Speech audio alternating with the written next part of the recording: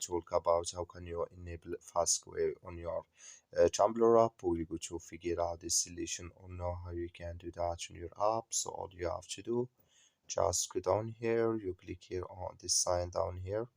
So when you click on it, it's going to take you to this list here on your profile. Then all you have to do, just go above this sign, click on it here.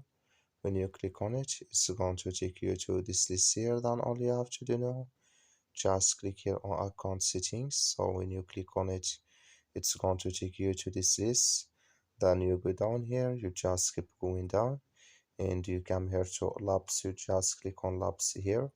When you click on it, it's going to take you to this list. And all you have to do now, just go down here and you come here to fast here. You click in this sign that, like you see, this color show for us. This means fast way it's enabled with us now. That's all you have to do.